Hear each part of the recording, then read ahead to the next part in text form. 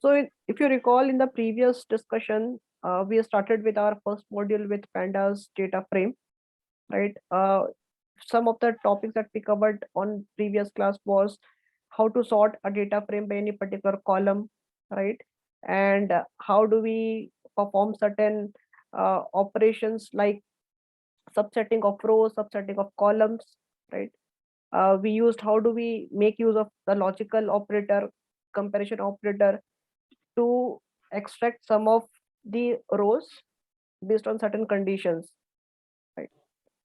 So today we'll go one step ahead of it. Today we'll see how can we create a column in the existing data frame, right?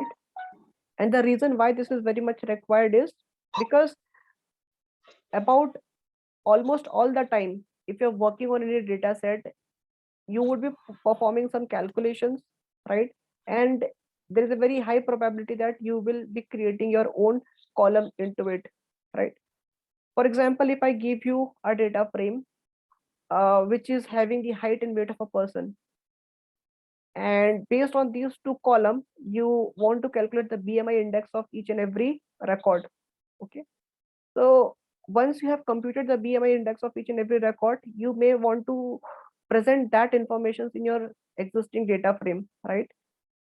In order to do that, what you need to do, you need to create another column, and in that column, you'll show the BMI index of each and every row. So what exactly we are doing here? We are creating another column in the existing data frame, right?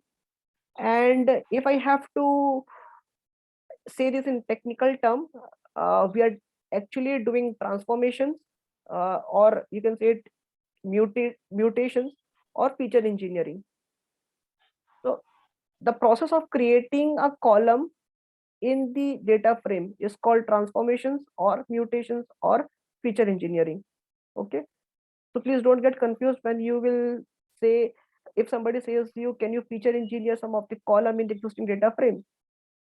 It sounds very funky, but it's very simple. The person is saying just to create another column in the existing data frame. Okay. All right. So if you recall, in the previous class, we started our work with one sample data set, and the name of that sample data set was homelessness, which had the record of number of homeless people in 2000, I think it was 2018 in US across different states, right? And there were two category of homeless people. One was individual, that means the homeless people who were not having any family or any children. The other category was family member, which was having the count of homeless people who had family or children. Okay. So let's try to create another column in that same data frame. Just to refresh your mind, let me show you how the data frame looks like. In the previous class, we read about this method dot head, which gives you the top 5 rows of the data frame, right? And here you can see that we were having region, state, individuals, family, state populations, right? For the time being, ignore these columns because these are the columns which I have created. It was not the part of original data set. So just focus on these 5 columns. Okay. Now, what I want is I want to create another column. The name of that column will be total. And that column should have the summation of the count of people who belongs to this individual category and family member category. Okay. So how can I do that? That is the problem number 1. So in order to do that, first of all, we have to create a column, right? And that column name would be total. So homeless, within square bracket, you have to write the name of your column, that is total. And then what do you want to do? You want to perform the summation of all the record which is in individual column and family member column. So how do we subset a column from data frame? This is something we studied in the previous class. So this is a way of extracting all the values of individual column from this data frame, and this will extract all the values from my family member column of this data frame, right? This is something called panda series. This is called panda series, right? If you are having any, if you are extracting a particular column from a data frame, it will be in form of panda series, right? And this is called pandas data frame. Okay. So this particular line will create another column, and that name of column will be total, and that column will have the summation of all the record which is in this individual column and all the record which is in this column family member. The sum of these two will be stored in total column. Okay. The next question, if somebody asks you, is what is the percentage of individual in each state, right? So if that is the question, then you can provide an answer for that also. How would you do that? Again, we are creating another column, right? And that name of column is p underscore individual. And since the person has asked us to compute the fraction, right? So we are computing the fraction of individuals out of total, right?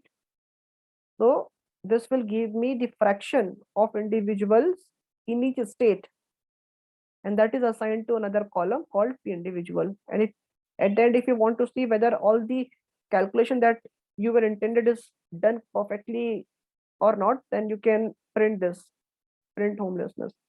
So now this has region, this has state.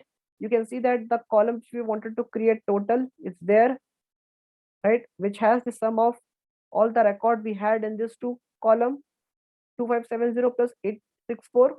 You'll see that the sum is here, right? And this column is representing the fraction. Fraction of what? Fraction of individual. Clear?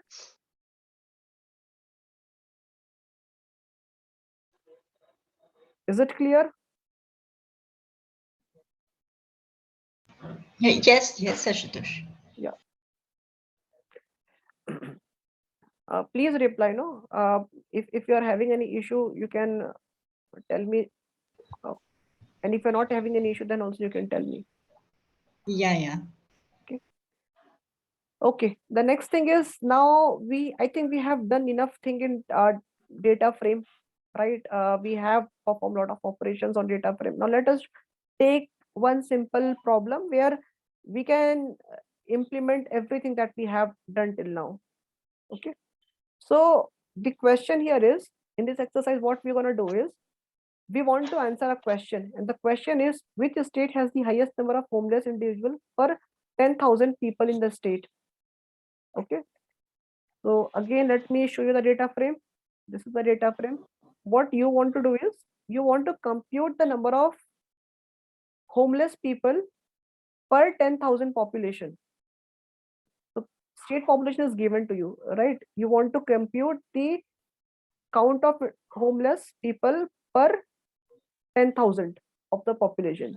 And this is a standard way of coming to any statistic, right?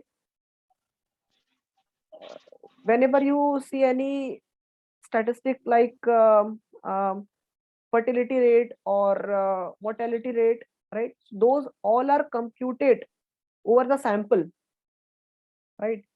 We say that fertility rate is uh, 4 per 10,000 population, right? So that is why, to standardize it, we are doing this. Otherwise, you may see that certain state is having very small count of homeless people.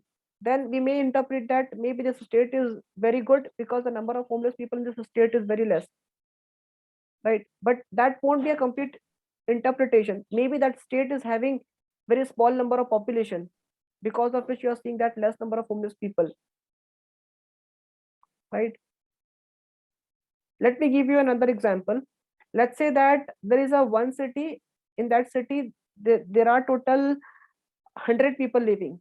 There's another city called city B, and there 1,000 number of people are living. Okay. In city A, 10 people are homeless. In city B, 100 people are homeless. Which city you'll say that is better?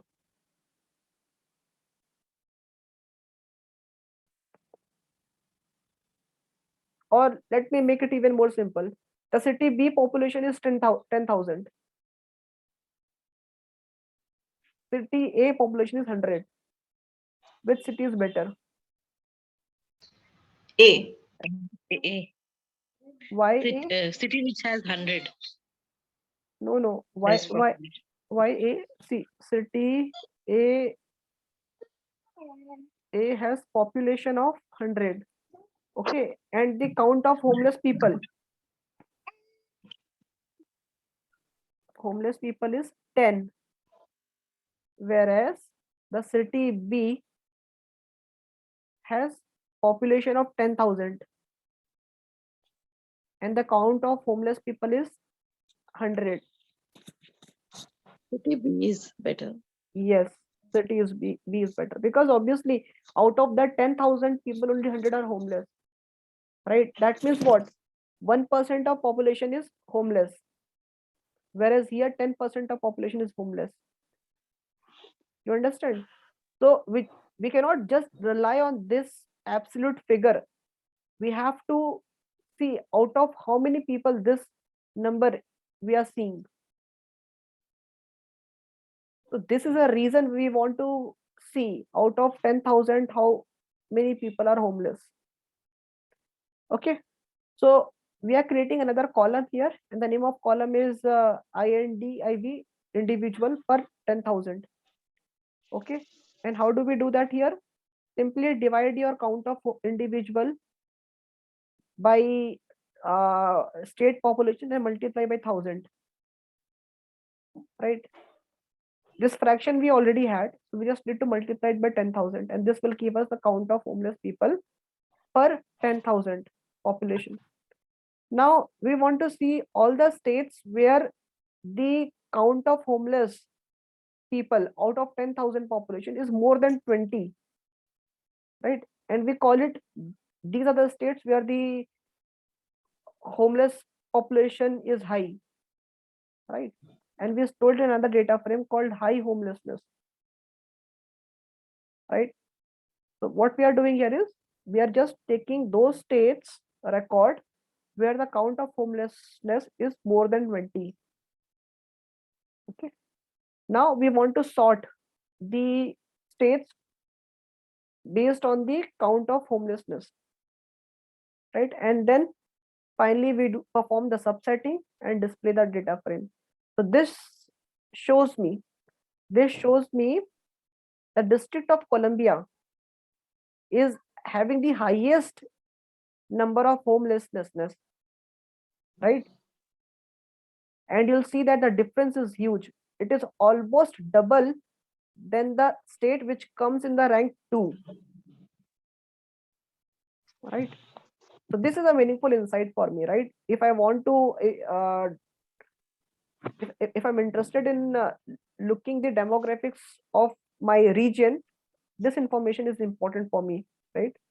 I'm saying that out of all the states, this state has got highest proportion of homelessness, and this is not by marginal, this is by huge fraction, because the state which is coming in rank 2, it is having almost half the count of state which is coming in the rank 1.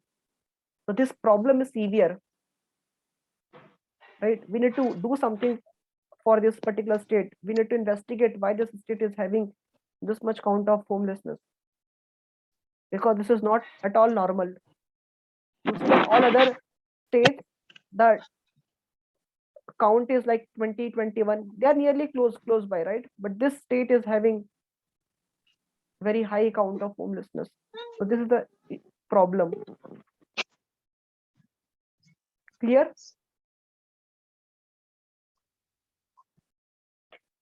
Now we'll go to the module 2, right? The module 2 of Pandas data frame. And in this module, we'll focus on getting the summary statistic. Okay. Right. And We have already discussed what are the summary statistics we have. We have talked about mean, median, mode, right? We have also talked about the measurement of variability, and there we have talked about interquartile range. We have talked about standard deviation, variance, right? Coefficient of what variability, range, right? So we'll see how do we apply all those concepts over data frame. Okay. So in this particular module, what we're gonna see is we're gonna see the median, mean, minimum value, maximum value, standard deviation, and some other summary statistics with data frame. Okay. So in order to implement all this concept, I'm using another data frame, right? And that data frame is containing the sales record, right? For time being, you can assume that this is a sales record of Walmart, okay, where the data has a record about various features, right? This column you can just treat it as a sequence, or you can ignore it, right? This column is meaningless, but the meaningful column is store, which talks about which particular store record we are looking into. Type, what is the type of store, department, right?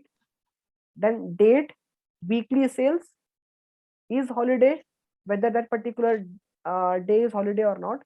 What was the temperature, fuel price per liter, and unemployment rate.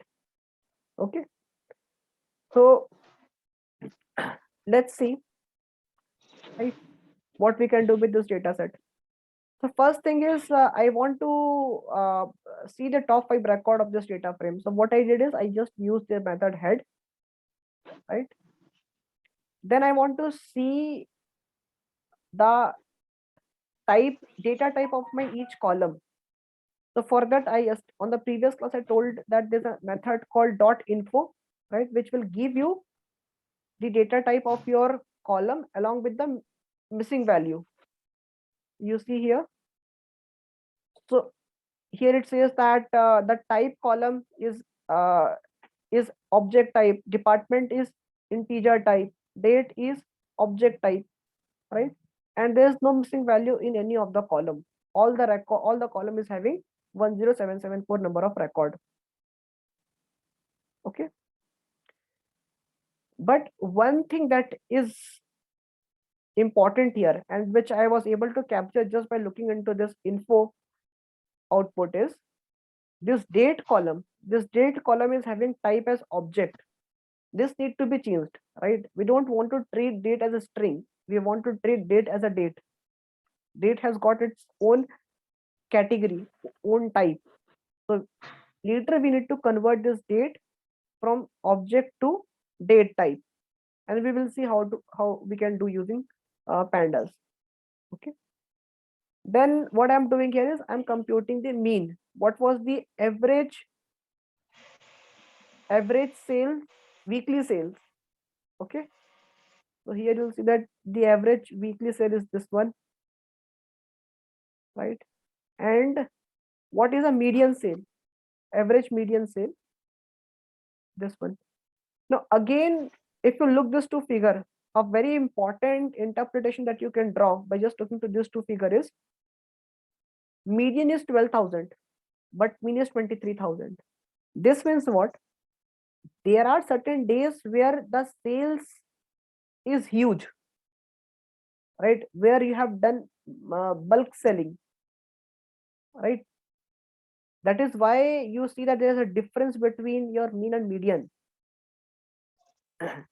There must be certain days where you must have sold huge volume of material. You must have got huge revenue, which is kind of an outlier, and that outlier has shifted your mean far from your median.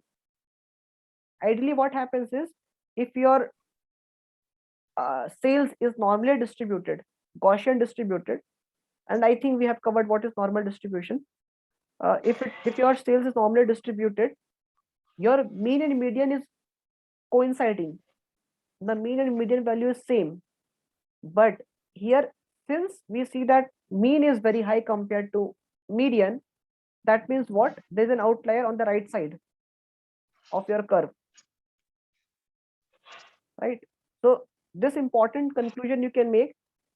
In a business sense, you can say that your selling per day is not same. Someday you are selling huge amount of material, someday you're not selling that much amount of material. Okay, fine. Now let's try to summarize this first of all. But before that, when I told that my date column is marked as object. This is not desirable. What we want, my date column should be should have type as date. So I need to convert my date column into date time type. And the way we do in Python is we are having a pandas data, pandas package, and from that there's a method called toDateTime, right? This function, this method will convert your date column into date type, right?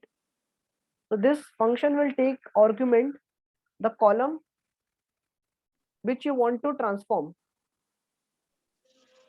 right? So now this particular line will convert the type of your date from string to date time. After that, what you are doing, you are taking the range of the date, right? So simply do max and mean. This will give you what is the most recent date you are having. So the most recent date you are having your data set is 2012 10, sorry, 2012 10 26, and the oldest date you are having in the data frame is 2010 to 05, right? So roughly you are having the record of how much? The record of 1 year and 8 months, right? This is important. Okay. Till here, any doubt, any confusion? Ashutosh, Mhm. actually, want to know about data sets. Like for data sets, if we want to do some operations on data set, how do we get any sample? Can we? How do we perform operations on data set? Is that the question? Yes, yes. And suppose, for example, even if I want to practice, like Mhm. how do I get a sample data set? See, sample data set you can get easily from internet. For example, let's say that I want to get a sample data set. Right, I'll write sample data set CSV. Right, here you can get a lot of sample data set. See, Okay, okay. you can download all these data sets which are available at free of cost. Yeah, yeah. These all are in CSV format. Right. Okay. Okay. Any more doubt?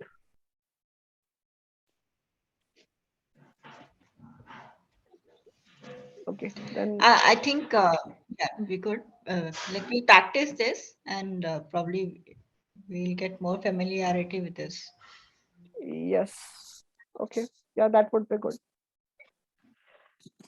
Okay, now let's see the other thing here, efficient summaries. Okay, so in the just now we saw how to take the mean value, how to take the median value, right? So here we did write one line for one specific column.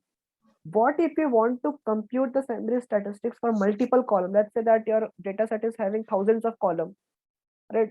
You won't be writing one line for each column, right? There should be a smarter way of doing it. If I want to compute the mean of all the columns of a data frame, what is the easier way for doing that? So that is what we are going to see now. So there is something called .agg function or method, right? which does this for us. So how do we use this .agg method? So for example, let's say that you want to compute the interquartile range of your column. I have given you a column of 1000 people height. Okay, you are having the height value of 1000 people, and you have to compute the interquartile range. So first of all, if you recall, interquartile range is nothing but it's a difference between the value which is in the third quartile and the value which is in the what, first quartile. In other words, 75th percentile value minus 25th percentile value. So I have written a function for that, right? This function will give me the interquartile range of my column. Okay. Now, if I want to compute the interquartile range of 3 columns, one way is like I can call this function 3 times, right? I can pass one column in this function, get the IQR value. Then I can take the another column name, I can pass into this function, get the IQR value. Likewise, I can do it 3 times. But that is not desirable, right? What if we'll have 1000 number of columns? It won't be feasible. You won't be calling 1000 number of times a function. Practically you can, but that's not the best way of doing coding, right? So what we do here is, first of all, we subset all the columns for which over which we want to apply this function, right? So let's say that I want to apply this IQR function over my column temperature, fuel price, and unemployment, right? So I'll subset all these 3 columns first of all. After that, I'll use this method .agg and I'll pass argument the name of my function, that is IQR, right? Now, one thing, be mindful here, you did not to pass your function with the brackets, right? This will generate an error, right? This will generate an error. You just need to pass the name of your function, which is what? IQR.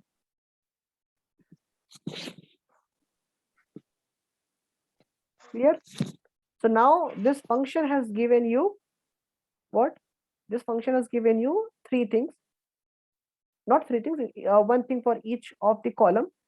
The IQR value for column temperature is 16. IQR value for fuel price is this one. IQR value for unemployment column is this one, right? So you see how easily with how with just one line of code we can compute the summary statistic for multiple column, right? And this is the efficient way of doing in Python.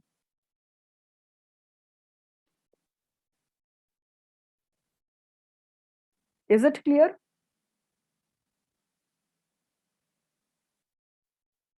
I think this part is repeated. Let me, no, it is fine. Okay. Now we have computed IQR, right? So just one function we have computed for these 3 column.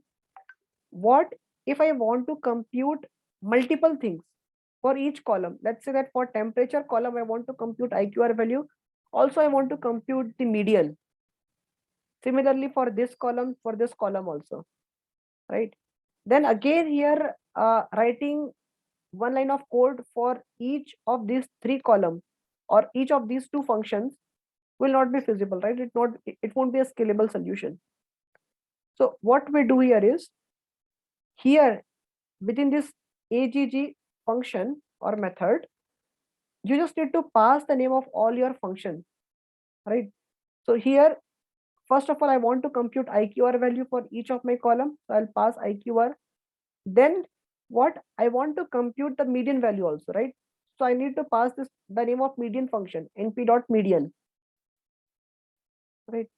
And this will give me temperature columns IQR and median value, fuel price IQR and median, and unemployment IQR and median, right?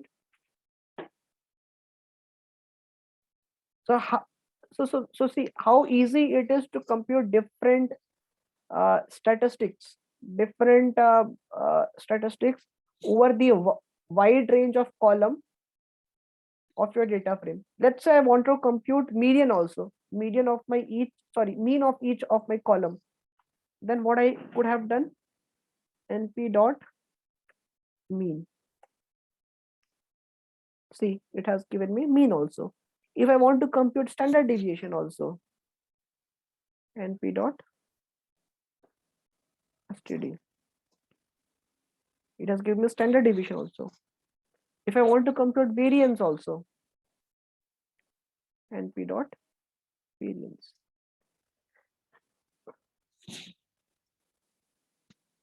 See, isn't this super easy? Computing different statistics,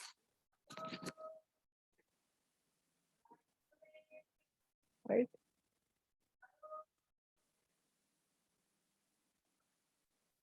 Okay. Now let us move to other statistic, which is cumulative statistics. Okay. So cumulative, I think you already know.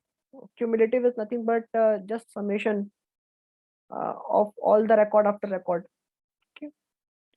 So for this, I am first of all taking a subset of my data frame. I'm only taking the records of department 1 and store 1.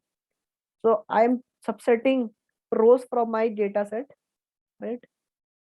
And we have seen this, how we can subset record from a data frame, right? So I'm subsetting record from a data frame. That is the first thing I'm doing. Now, what I'm doing here is I am sorting my data, subsetted data frame by date, right?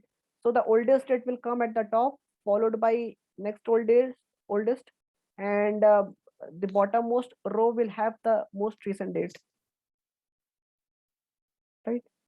Now I'm finding the cumulative sum of my weekly sales, week after week, right? So to find the cumulative sum of any column, it's very simple. You need to first of all subset that column from the data frame in form of pandas series, and then use this method dot sum cumulative sum, right? Similarly, you can use another method called cumulative max, max, right? And you can see the resultant data frame here, right? You will see that the oldest date is at the most bottom. The recent date, the oldest date is in the top, and the recent date is at the bottom, because we have sorted our data set by in ascending order. And we have generated these two column, cumulative sum of the weekly sales and cumulative sum of what? Sales max. So you will see that your cumulative weekly sales will be ever increasing, and so is your cumulative max sales, right? Any doubt, any confusion?